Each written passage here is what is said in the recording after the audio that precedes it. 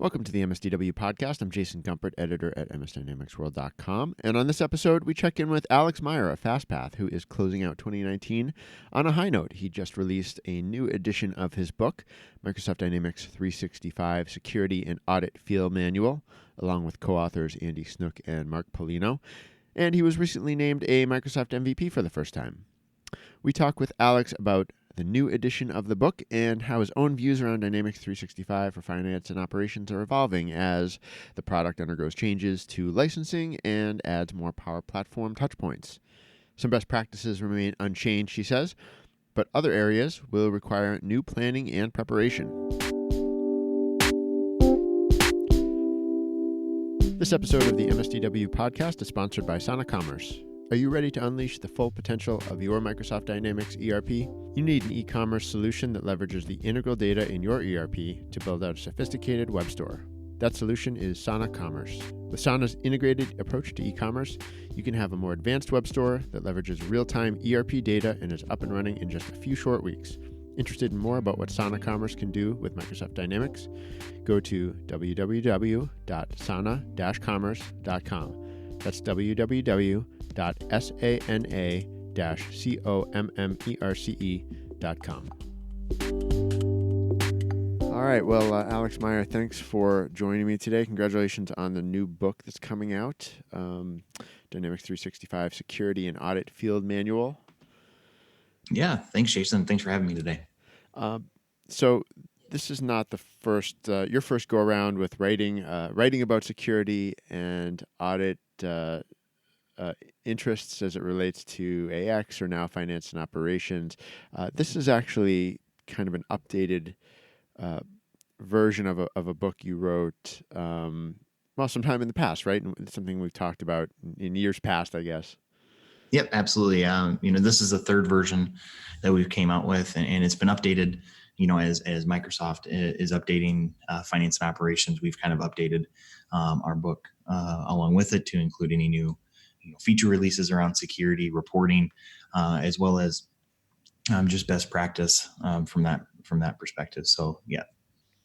And we're now in a period of time where Microsoft says they are going to be doing basically not even semi-annual updates, but I mean, there's almost 10 months out of the year. Is that right? That there's going to be updates available in the cloud for F&O. Yeah. So with their one version, right, they're going to those monthly releases, but they're allowing for users to skip up to I think it's 3 of them at a time. So you can take as little as 2 updates a year, depending on how you space out those. Right. Okay, yeah, and that's also in the context of, I want to say, 2 release waves per year. So they're going to frame up sort of functional updates in sort of twice yearly batches. Not that they're all launching on 2 days a year, but there's that, and then there's the monthly or not, almost monthly sort of system updates. Yeah, correct. Yeah, there's 2 larger updates a year that we're really looking at from Microsoft. All right. How does that affect your outlook as someone who's sort of constantly watching and monitoring the base product and its implications on the offerings that your company FastPath is putting out? Yeah, we try to stay on the cutting edge and try to make sure that we're always privy to what Microsoft is doing. From a security standpoint, which is what we focus in, we're looking at any changes to obviously the security model itself, or any out of box security that Microsoft is either manipulated in some way as well. But looking at other reports that they're putting out or other areas where we need to add additional features around our product. And maybe we should just for the listeners' understanding, can you tell us just a little more about your role and what FastPath does, what their product is? Absolutely. So my name is Alex Meyer. I'm the director of AX and Finance and Operations Development at FastPath. And FastPath is a company that does security audit and compliance work across a number of different ERP and CRM systems. So our focus is going in and being able to answer questions like who has access in your environment, how are they getting access, and then what conflicts that access poses, and being able to help companies become more confident in their reporting for things like SOX audit or GDPR, things like that. All right, excellent. So maybe we can sort of frame the conversation around some of the main topics that you outline in the book, and maybe you could help me understand where some of the real updates are with the approach that you've taken in the latest update refresh to the book itself around the spring 2019 version. So, well, I mean, the book starts off with something that we should probably also touch on here, which is some of the general guiding principles that you use and that maybe that are reflected in an ERP like D365 F&O, which I'm still calling it F&O or Finance and Operations. I think that's sort of changing with probably this release in October, but for the purposes of this conversation, I guess I'm happy to keep calling it that. All right. But yeah, anyway, so back to my question. Are there some guiding principles that are worth noting just to kind of get the conversation started here? Yeah, I think the biggest things that when we look at, defining your security or developing it and configuring it is, you want to make sure that you have, somebody in charge or that's going to wear the hat and kind of be the leader of security. Because a large majority of the time we see companies get to the very end of their implementation and then they worry about security, right? So if you have somebody who is championing the setting up your security in the correct way throughout the implementation, that's always big. The second thing is that just going in and making sure that there's a conversation happening between your business process owners and your IT team, because those are the two teams that are really going to be normally setting up and developing your security, right? Your business process owners are going to be being the ones that know what the user should have access to. And your IT team is normally the people who have access to actually modify that security. So, making sure that there's communication between those two teams. And, the other big thing we talk about is making sure that you're treating security the same way you would code.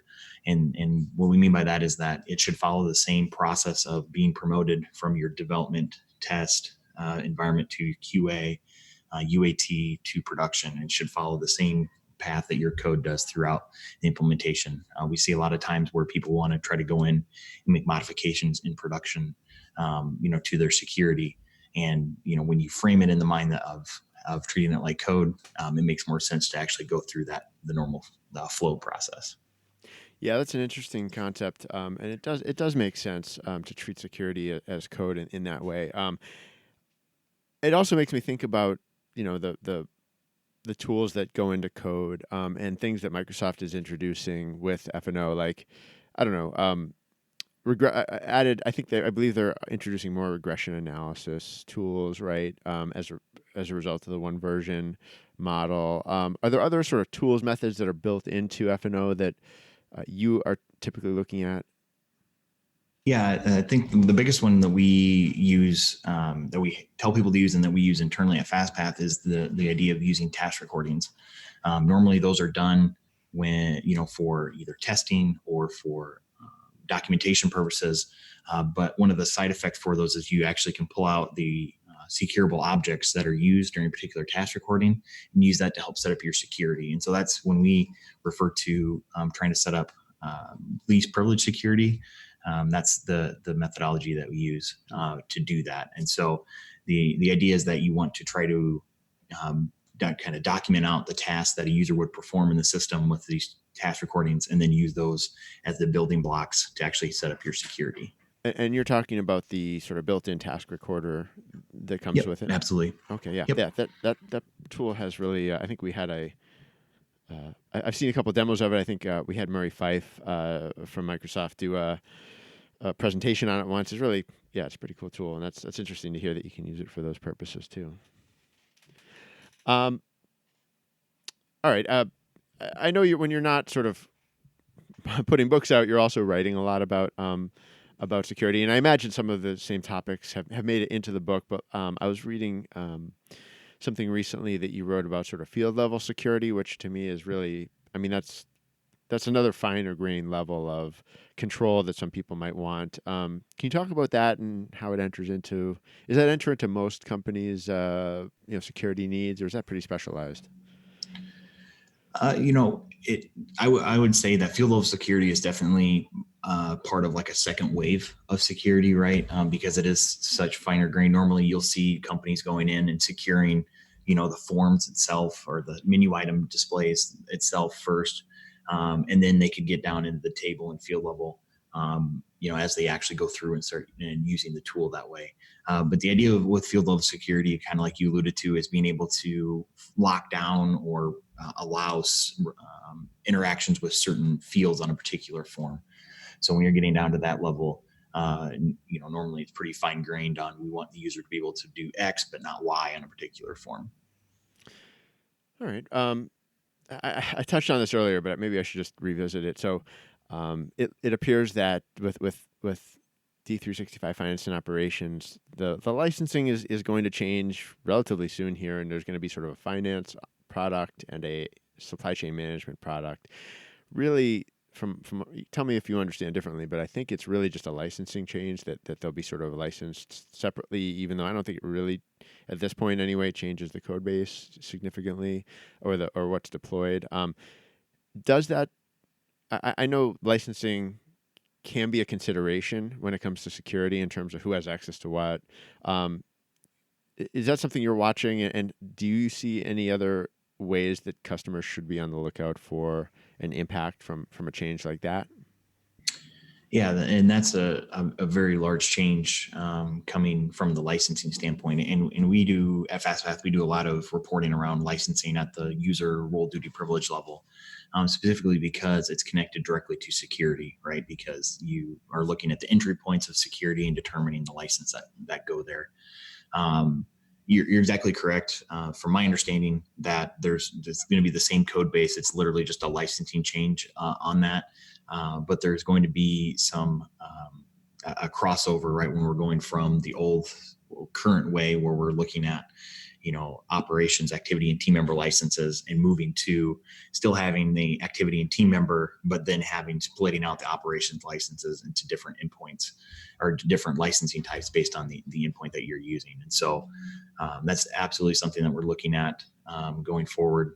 Obviously, to update our tools, but also, I'm looking at it from being able to explain it to clients and customers as well. So, there's going to be some impact, and there's going to have to be some changes, and hopefully we can have enough lead time where we can get ahead of that and get that figured out. Another area that we've talked about in the past is GDPR. It was obviously, as it was going into effect as the sort of go live date for that that set of regulations, kind of came and went. There was obviously a ton of talk and a ton of sort of flurry of activity around it. How are you seeing it today?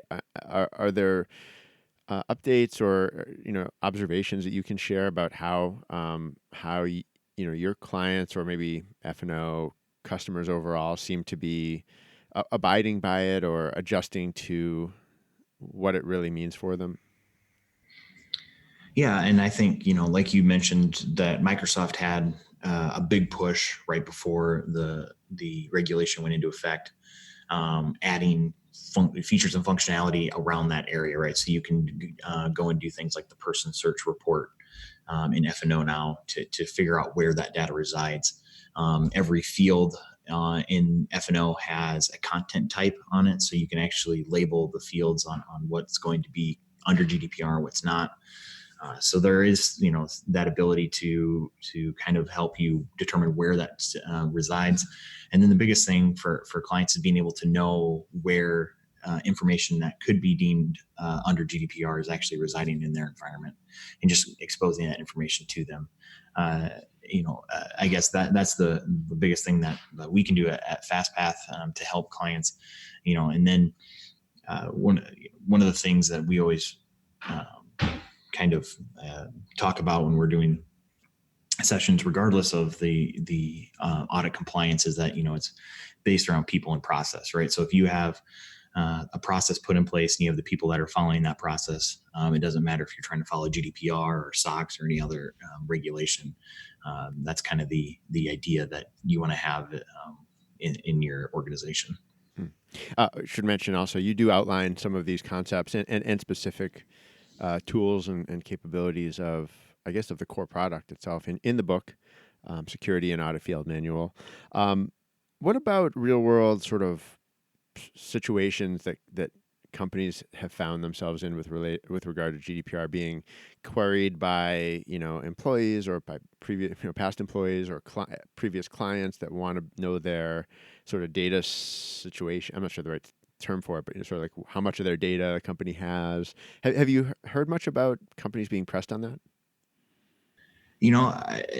From our experience, I guess I haven't heard of that specifically, but basically having those processes in place. If you were to have somebody or another entity contact you, just having the ability to know where that data is kind of the best line of defense against that. Mm-hmm. Yeah, no, I mean, for me, the thing I've heard, the only thing I've really heard, other than maybe a couple of sort of examples of Google facing litigation or Facebook facing some litigation early on, very early on when GDPR sort of went into effect in the sort of the mass media, was I have heard of people requesting to be sort of removed from databases and that kind of thing, and certainly, but beyond that, I hadn't either. So just it's interesting to hear that from you as well. One thing we've talked about also in the past is the role of the citizen developer. And I've been sort of, I'm sure you have too, continuing to follow Microsoft's journey with what it means to have a citizen developer offering. They still use that term with Power Platform, which I think is interesting because I think that platform is really turning into something that's not all about citizen developers anymore. But nevertheless, the ability to create flows, create apps that maybe call on enterprise data from a system like finance and operations. Is that still something that you find you're helping companies contend with? Is it still as much of a risk as it ever was? I think with especially I guess with the F&O landscape the way it is, and moving into more of just the Dynamics 365 and the common data service and the other things that Microsoft's put around it. There's less to be afraid of, I guess, just from a straight security standpoint, because you can restrict down a lot of those different areas so that users can only view certain data, and especially with the CDS aspect and being able to tie that to flows and Power Apps and all of that. You have a large landscape for users to go in and actually create the things that they're going to use on a day-to-day basis. And so as long as you're going in and being conscious of what the access you're assigning people, we've seen a lot of companies take advantage of that. All right. You mentioned in the book that Microsoft's reducing the security areas that require administrator access. Why is that significant? Yeah, the idea that you want to try to limit the amount of people that you have assigned administrating your environment is kind of ERP agnostic, and so if you can limit the amount of people that have to be assigned that's always going to be a good thing, because you're shrinking the amount of potential risk space in that environment. Mm-hmm, mm-hmm. So sort of a positive step overall for any ERP product team to be cleaning that up. Yeah, absolutely. Uh-huh. And another one another area that I always, think about sort of next alongside security, I guess you'd say, is reporting. And obviously with something like F&O, there's a lot of different ways to do reporting, whether inside the product or, inside sort of the environment locally, or data that gets pushed out to another sort of BI tool. The one that I most recently have been sort of trying to understand, and I feel like I always get in really over my head quickly with it, is BYOD and the sort of the architectural move that Microsoft's making to start embracing ADLS Gen 2 for sort of pushing entities out for use in data warehouses. Can you talk at all about where you focus when it comes to something like that? Yeah. So when we're looking at security in the system, we're looking across wherever your data is stored, whether it's in the ERP, whether it's being pushed to CDS, the Azure Data Lake, wherever that data is residing. Obviously, you want to be able to know who has access to your data, who can update the data, and then being able to report on what they actually have done. And so when we're looking at FastPath, we're looking at all those different areas and being able to report on that as well. So wherever your data is going, that's where we want to be able to report on it. All right, awesome. Anything else you want to touch on that we haven't, or call out from the new version of the book that we haven't touched on here? No, I think we did a pretty good job covering it. Overall, the biggest thing that I like to say about the book is that there's a technical side and an audit side, and we try to meld those together. So we show you the best practice of the book, or best practice of how to set up security, how to maintain security, straight from an audit perspective. And then we take a technical approach to actually show you how to go and do that within the application. So it's kind of a merging of the two ideas. All right, excellent. Well, again, the title of the book is Microsoft Dynamics 365 for Finance and Operations Security and Audit Field Manual. I also I really like the sort of the design principle with the book. It's got this sort of very tactical look to it, I guess you would call it, sort of militaristic, which is, and it works well all the way through the book with the typefaces and the icons and everything. So that's kind of fun too. Well, congratulations on releasing it again. Thanks for taking a few minutes to chat with me about it here. Yep. Thanks again, Jason. This has been another episode of the MSDW podcast. My thanks to Alex Meyer once again for being here. If you want to get in touch, reach out by email, jgumpert@msdynamicsworld.com. Until next time, this is MS Dynamics World, signing off.